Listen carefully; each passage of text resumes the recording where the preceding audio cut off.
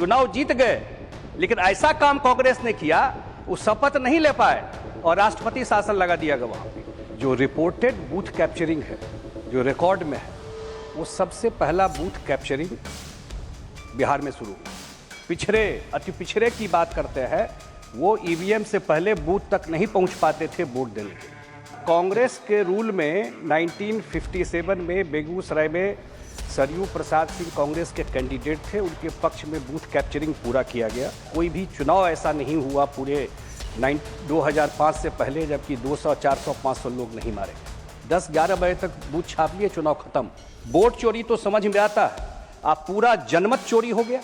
जिस जिस जिला में गए कांग्रेस वहां साफ हो गई। इस चुनाव में एक भी सीट नहीं आया जिस जिला में यात्रा करके आया है कि जो बिहार में 65 लाख वोट कटे 2003 से 25 तक 22 साल में, उसमें 40% वोट ऐसा था जिनका डेथ हो गया था, जो जिंदा नहीं है और उनके नाम पर बोगस वोटिंग होता था।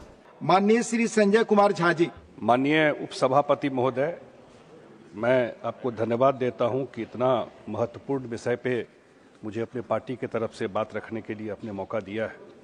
महोदय, चुनाव सुधार का कोई भी विचार या प्रयास तब तक अधूरा ही रहेगा जब तक मतदाता सूची पूरी तरह स्वच्छ, सटीक और पारदर्शी नहीं होती है। महोदय,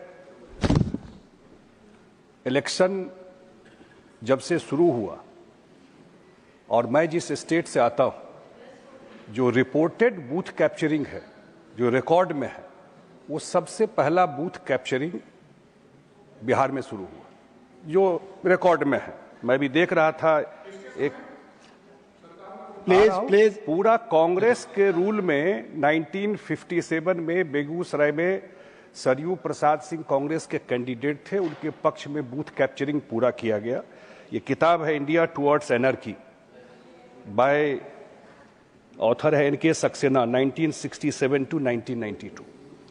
बिहार में ऐसा बूथ कैप्चरिंग होता था कि जो पैसा चुनाव में खर्चा होता था तो एक पैसा रखा जाता था कि हमको जो गुंडे हायर करने हैं, जो बॉम्ब खरीदना है, जो गोली खरीदना है, कौन कौन बूथ कैप्चर करना है, पूरा प्रोफेशनल तरीके से वहां बूथ कैप्चरिंग होती थी। 90%, 95% बूथ को छाप करके लोग चुनाव जीतते रहे, सरकार बनाते रहे। जो लोग दलित, पिछड़े, अति पिछड़े की बात करते हैं, वो ईवीएम से पहले बूथ तक नहीं पहुंच पाते थे वोट देने के लिए। यही सच्चाई बिहार की रही। आप भी जानते हैं, एक एक इलेक्शन का एक एक अपने आप में बड़ा बड़ा स्टोरी है। जब टीएन सेशन आए, कोई भी चुनाव ऐसा नहीं हुआ पूरे 2005 से पहले जबकि 200, 400, 500 लोग नहीं मारे गए। पहली बार जब ईवीएम आया बिहार में, यहां तक होता था कि लाइट ऑफ कर दिया जाता था। आपके तरफ बैलेट है, उसको निकाल करके दूसरे तरफ डाल दिया जाता। इस तरह का वहां एक एक घटना इतना बड़ा बड़ा है। वहां का बूथ कैप्चरिंग पूरा प्रोफेशनल तरीके से, पूरे ऐसे ऐसे लोग आइडेंटिफाई थे जो नोन थे कि ये लोग इस जिला से जाके दूसरे जिला में जाके बूथ कैप्चरिंग करेंगे। यही वहां पे रहा। पहली बार हम लोगों ने 2005 में जब चुनाव देखा कि पहली बार यहां इलेक्शन कमीशन ने केजे राव को भेजा बिहार में। वो हाउस होल्ड नेम है आज भी, कि पहली बार बिहार ने फेयर इलेक्शन देखा और ईवीएम के थ्रू लाइन लगा के वोट दे करके सुबह से शाम तक पोलिंग जो होता है। नहीं तो वहां तो 10 बजे चुनाव खत्म हो जाता था, 10-11 बजे तक बूथ छाप लिए, चुनाव खत्म, बाहर से ही भागा के भेज दिया जाता था। और पहली बार लोगों ने देखा वहां पर कि ईवीएम से जब चुनाव होना शुरू हुआ और लोग लाइन लगा करके वोट देना 2005 में बिहार में शुरू की। मैं अभी देख रहा था वोट चोरी कल भी लगातार। मैं एक चुनाव का रेफरेंस जरूर देना चाहता हूं, 2005 फरवरी का। वोट चोरी तो समझ में आता है, आप पूरा जनमत चोरी हो गया। पूरा का पूरा 2005 के चुनाव, फरवरी के चुनाव में 2 चुनाव हुआ था उस साल बिहार में। 2005 फरवरी के चुनाव में हंग असेंबली हुआ। नीतीश कुमार जी के नेतृत्व में कुछ लोगों ने समर्थन दे करके इनको सपोर्ट मिल गया सरकार फॉर्मेशन के लिए।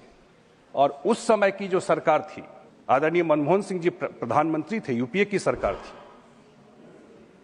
और रात में 12 बजे रात में कैबिनेट किया गया और कैबिनेट करके प्रेसिडेंट थे मॉस्को में, रात में फैक्स से मंगाया गया और राष्ट्रपति शासन बिहार में लगा दिया गया। कोई एमएलए ओथ भी नहीं लिया था। सुप्रीम कोर्ट गए, कोई चर्चा नहीं करता है। हम लोग, सुप्रीम कोर्ट का जजमेंट है। कितनी बड़ी धांधली हुई सरकार बचाने के लिए उस समय। आजकल वोट चोरी का बड़ा यात्रा निकल रहा है बिहार में, निकाल करके आया है, लेकिन पूरा का पूरा बिहार के चुनाव में जो एमएलए जीत के आए उनका आज भी नाम भूतपूर्व एमएलए नहीं है, उनको अभूतपूर्व एमएलए कहा जाता है, क्योंकि वो शपथ ही नहीं ले पाए।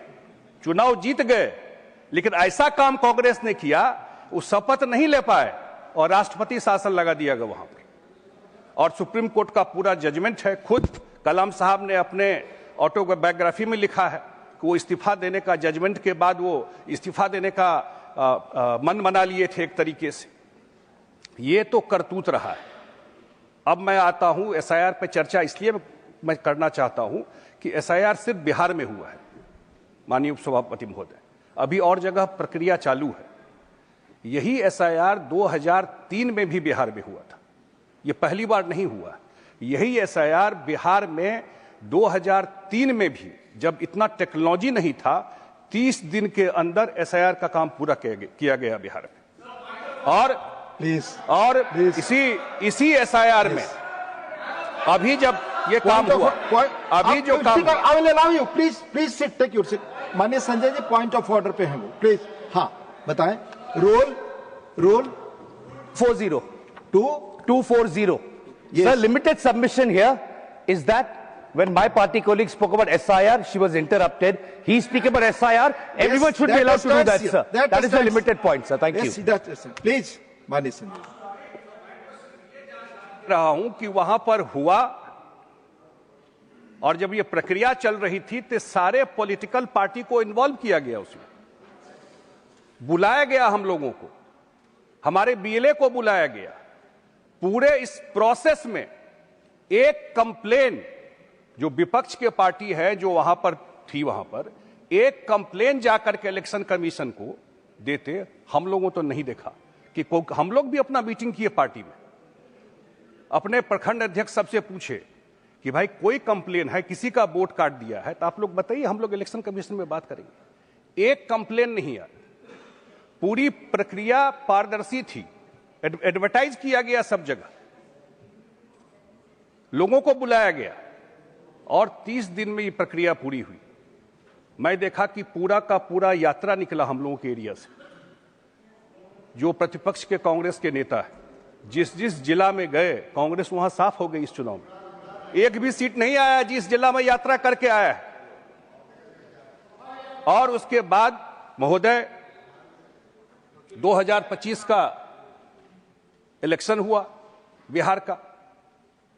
पूरे इलेक्शन में बिहार जैसा प्रदेश जो जाना जाता था वायलेंस को लेकर के, बिहार जैसा प्रदेश 2 फेज में चुनाव हुआ, एक वायलेंस पूरा बिहार में कहीं नहीं हुई। एक जगह रीपोलिंग कहीं नहीं हुई, एक रीपोलिंग नहीं हुआ, क्योंकि चुनाव बिहार में हो रहा था तो पूरा देश का मीडिया वहां घूम रहा था। कोई एक वोटर नहीं मिला जिसने कहा हो, नहीं तो सोशल मीडिया का जमाना है, सारा मीडिया तो वहां था।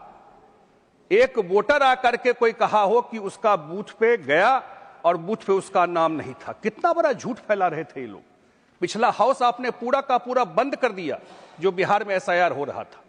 इसी हाउस में, मैं एक जरूर रेफरेंस दूंगा, मैं 2 मिनट एक्स्ट्रा लूंगा। इसी हाउस में सैयद शहाबुद्दीन साहब का प्रश्न है बिहार और बंगाल का एसआईआर को, इलेक्ट्रल जो वोटर लिस्ट है उसको शुद्धिकरण को लेकर के। और उस समय के लॉ मिनिस्टर थे जगन्नाथ कौशल, उन्होंने 1983 का, सैयद शहाबुद्दीन ये वाले नहीं, वो जो थे किशनगंज वाले, उनका, और वो कहा है कि इलेक्शन कमीशन का अधिकार है ये चीज करना। कांग्रेस के ही मंत्री थे उस समय।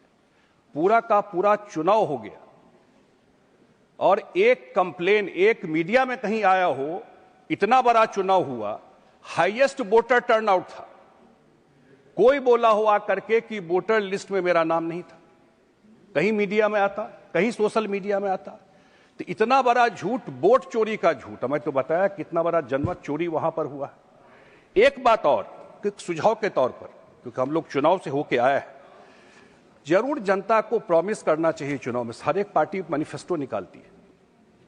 जो महागठबंधन के लोग लड़ रहे थे, इंडिया गठबंधन के, उन्होंने वहां एक प्रॉमिस किया चुनाव में, सब कुछ कर दिया, लेकिन जनता तो देखता है कि किस नेता की क्रेडिबिलिटी है, चुनाव में तो किसका विश्वास है वो देखता है।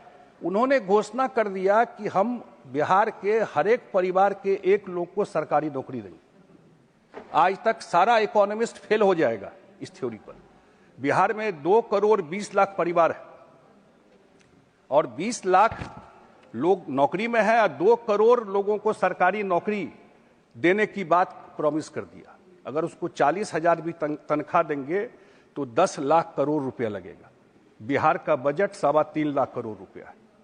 ऐसा प्रॉमिस करके लोगों के बीच में चुनाव से पहले आए। हर एक पार्टी को सोचना चाहिए, विचार जरूर करना चाहिए। अभी बहुत बात कह रहे थे कि एक बार चुनाव से पहले कोई ऐसा प्रॉमिस नहीं करे।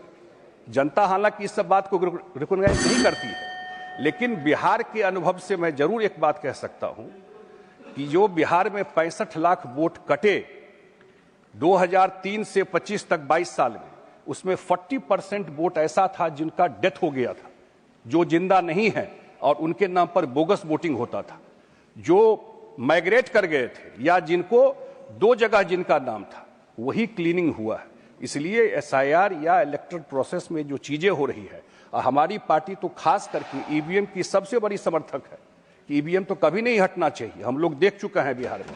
तो मैं धन्यवाद देता हूं इस विषय पर हमको बात करने का मौका दिया। बहुत बहुत धन्यवाद। Thank you.